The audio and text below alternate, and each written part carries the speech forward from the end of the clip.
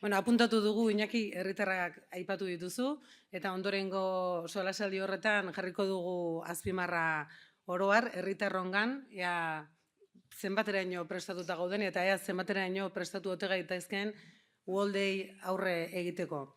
Esan dizuegu gaurkoa divulgazio jardunaldia dela, eta bihotza ere baduten, eta horren hotzak ez diren akademikoak ere baditu hemen geurekin. Iñakiren ondoren askoa ibisatek hartuko du hitza, bere solasaldiari jarritako goiburua hauxe dugu, azpiegiturak, sedimentazioa eta dragatzea. Segurazki lehen aipatu dugu, ez? Batzuetan ezagutzarekin edo gabe aipatzen diren kontuak dira hauek, eta orain berak emango digu bere ikuspegi zientifikoa. Askoa geografian lizentziatua da, geografia fisikoan doktorea, eta geografia fisikoko irakaslea Euskal Herriko Unibertsitatean. Ibaien geomorfologia, hidrologia, arrisku naturalak urpean gera daitezken eremuen kudeak eta ibaietako paisaiak eta ibaien lehengoratzea ikertzen ditu.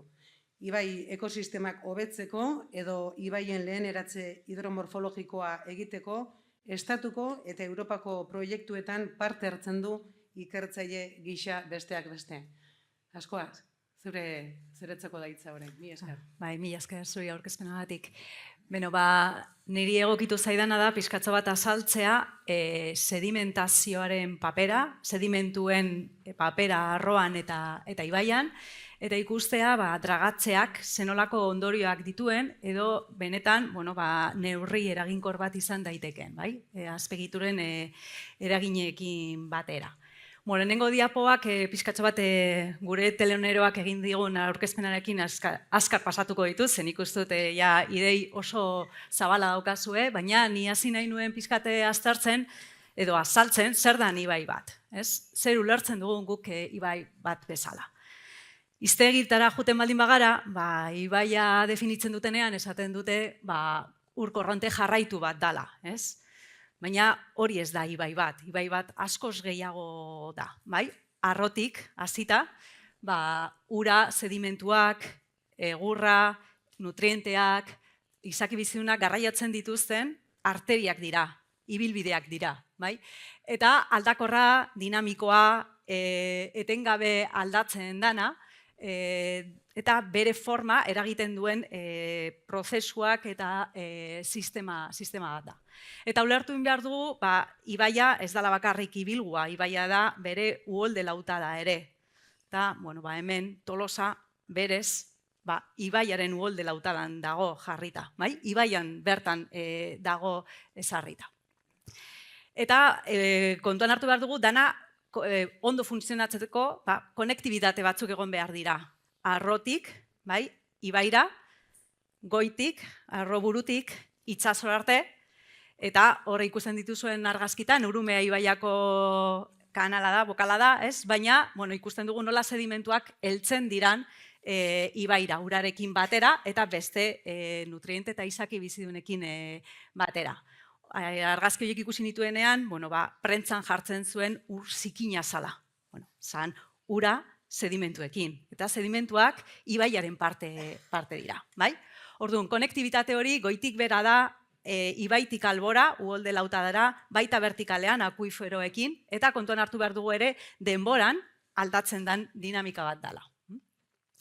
Ez naiz honekin gehiago edatuko, baina jarraipen horiek ezinbestekoak dira nolabait ibaia modu egoki batean funtzionatzeko. Eta hortan, sedimentuak parte oso importantea daukate. Sedimentuak arroan sortzen dira, lehen aipatutako Luisi horrek ere sedimentuen jatorri bat izango litzateke, eta funtzionamendu egoki bat izateko jarraipen edo jarraikotasun hori izan beharko luke.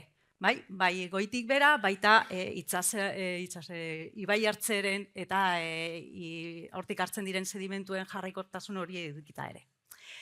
Eta kontuan hartu behar dugu, azkenean sedimentuak ibaian nolabait garraio zinta bat bezalakoa izango litzatekela.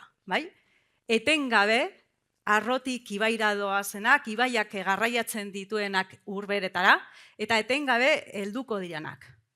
Hori urak edo ibaiak daraman ura bezalakoa da. Gauza da, guk sedimentua bakarrik ikusten dugula goraldiak daudenean bere txokolate kolore hori daukalako, edo urak bera egiten duenean ikusten dituelako bertan ibai ohean eta alboko metakinetan sedimentu horiek, ez? Baina etengabe mugitzen diren elementuak direla. Eta etengabe igatzen direla ertzak, elikatzen dela sedimentuz, sedimentatzen dira, eta ezinbestekoak diranak, baita ere, gure kostaldeko hondartzak izateko. Azkenean, haien sedimentu horiek jatorria fluviala da, ibaietakoa da, arrotik datorren materiala da.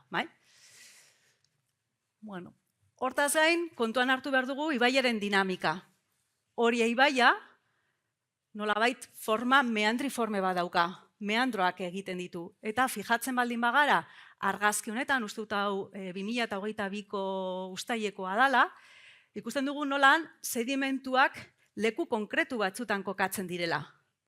Hau da, ibai dinamika egiten duenean, meandroak egiten dituenean, ditugu ertz batzuk igakorrak diranak, eta beste ertz batzuk non sedimentazioa ematen dana.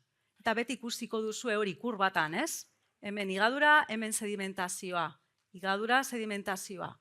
Guk egiten da izango litzateke meandro baten itxura, goipartetik, eta hau izango litzateke zeharkako soslaia. Hemen igadura dago, eta beste aldean, urak abiadura gutxiago daukanez, hor materiala sedimentatzen du. Berez, meandro horiek azkeak izan ezkero, mugituko litzateke ibaia. Hemen ez dauka horren besteko askatasunik, baina hemen daukazuten irudi hontan Mississippiren irudia daukagu. Eta ikusten da, nola ibaia asko mugitu izan dela. Azkenen urtetan gutxiago, txuriz dagoen ibilgu hori, finkatu egin dutelako, harrilu betekin, eta kanalizatu izan dutelako hainbat lekutan. Baina ulertu behar dugula, sedimentuak ez direlako katzen edon. Baizik eta dinamikaren arabera, betiko kapen hori, eta hemen oso argi ikusten da, zein dan haien sedimentazio puntuak.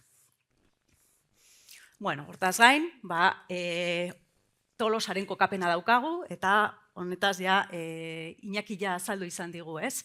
Nolatan, itzulera denbora, 100 urtetako itzulera denborako uholde batekin, herri osoa ia, urrazpian geratuko litzatekela. Eta horren ditugu 1953ko uholdeak, nolatan Tolosa irla bat zan, eta lehen ibaia Rondilla kale inguru hortatik zijoala, ez? Orduan bere kokapena, berez,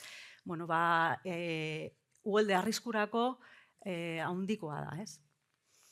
Eta ze azpigutera ditugu hementxe, ez? Alde batetik daukagu presa txiki hori neumatikoa dana, baina argi ikusten da nolatan horrek ur lamina hori puztuta dagoenean gora egiten duela. Hemen ditugun iruditan oso ondo ikusten da zenolako aldea dagoen, presa txiki horrek eragiten duen ur laminaren altueraren eragina, eta justo ur presa txiki horretatik bera daukagun irudian nuena azaltzen da ibai ohearen sedimentuak, arroka ama ere azaltzen da nun baiten. Hemen ikusten dira irudi hauetan ere, 2022ko urriko argazki aerioan, Euskaditik aterata, hemen uholdetxo bat zegoen, goralditxo bat, eta oso ondo ikusten da, uraren alturaren lamina, presa txiki horrek eraginda urgoratara eta urberetara, beherago zegoela. Hau 2022koa da, lehen aipatutako horrela, kasu honetan ur lamina hori beherago zegoen, edo azkenengo irudia 2023ko abuztukoa. Horre, baita presa txiki hori gora zegoela. Oso argi dago, ez? Olako egiturak, kasu honetan, neumatikoa da eta aldakorra da, ez? Baina beste hainbat lekutan, horrek ur laminaren altuera handitzen du, presatik gora, eta presatik bera ditugun eraginak izaten dira ebakidura, eta hemen ditugun aztarnak hau ez da Oria ibaikoa, eta hau urolakoa da, baina beste hainbat puntutan olakoak ikusten dira ere Oria ibaian, bertan dauden beste presa txiki horietan. Hortaz gain, zubiak ditugu, ez? Azkenean zubiak eta batez be pilareak daudenean, behartzen dute ura, ez dugune batzutatik pasatzera. Eta goraldiak daudenean, horrek murrizten du ura pasatzeko esparru hori, bai? Bai, zubi historikoan, ez dakit zehazki zein den izena, baina baita ere zubi berrian. Eta hortaz gain, justo bertan, beraztegi edo zela ibaia sartzen daia horian, ez? Bueno, dragatzeak, bai? Dragatzea bezala, ulertzen da, edo normalean esaten dena da, bertako sedimentuak kentzea eta sedimentu horiekin dagoen batzutan landaredia eta guzti hori ezabatzea, bai? Bueno, hemen daukagu adibide bat, hau Bernesga ibaiakoa da, Leonekoa. Ibai honetan egin izan dira dragatze asko, eta bere ondorioa zein izan da azkenean, ibaia ebakidura izugarria izan dula. Sedimentuak kendu zaizkio, eta bere energi guztia erabili izan du nolabait igatzen, vertikalki igatzen. Hau da, bere energia garraioan erabili berrean, ibaia sakontzen erabili izan du. Eta azkenean, gertatu izan dena da, momentu honetan, heldu dela atzera bueltako ez duen puntu batera. Hasi da higadura gero eta gorago juten, eta gero eta sakonago juten. Eta hasi dira zubiak ere ondoratzen. Zubi pilareak zeuden alubialean sartuta, eta momentu honetan higadura hori egon denez, jauzi izan dira puntu batetan. Urak bere momentuan egin izan ditu olako divulgazio materialak pizkat azaltzen zenolako ondorioak dituzten dragatze horiek. Bai ondorio ekologikoak, bai ondorio azpiegituratan, eta azkenean nolabait haien eraginkortasun falta zenbatekoa dan. Eta hortarako bere momentuan, Zadorra ibaian azterketa bat egin zuten. Universitat Politeknika de Kataluniako ikertzaile ingeniero batzuekin. Nahi zuten baloratzea zein puntura arte dragatze bat egiten baldin badugu, zein puntura arte haunditzen dugu goraldi bat edo uholde baten ur guztia hortik pasatzeko edo uholdeak murrizteko. Hortarako kalkulo desberdinak egin zituzten, modelizazio hidraulikoak, baloratzen kentzen zen volumena zenbateko puntura arte uholde laminaren altuera gutxitzen zuen, eta emaitzak nahiko pobreak izan ziren. Zadorra ibaia da, beste ibai bat da, baina adibide gisa izan daiteke. Orduan, kasu honetan, 11.000 metro kubiko kentzearen kalkulua egin zuten, puntu batetan, Gasteizko iparraldeko puntu batean, eta zera ikusi zuten. Azkenean, bataz beste, gutxitzen zen ur laminaren altuera 14 zentimetro edo 26 zentimetrokoa zala. Oso gutxi. Baina gainera, hortan kontuan hartu behar da, lehen esan dudan bezala, ez? Sedimentuak arroan eta ibaian, azkenean garraio sistema batean bezala, etengabe berrituko direla. Eta hurrengo goraldian, sedimentu gehiago etorriko direla. Orduan, azkenean, kentzen baldin baditugu, eta gutxi jaisten baldin bada, baina hurrengoan berriro sedimentuz betetzen baldin bada, ezin bukatutako prozesua izango litzatekele. Orduan, etenga egon beharko ginetekela mantendimendu lan horiek egiten. Horrek dakarren beste ondorio horiekin, lehen aipatutako Bernesga ibaian gertatutakoarekin. Ez luke zergatik horren magnitudea izan behar, baina bai ditu bere ondorio ekologiko, bere ondorio azpiegituratan eta funtzionamenduan. Orduan hau izango litzateke, berez ura agentziak ere daukan erreferentzi lan bat baloratzeko zein puntura arte olako lanak balioko luketen benetan uholde arriskua gutxitzeko. Eta, haiek ikusi izan zutena zera zan, ez? Maien ezberdintasuna epe motzean ere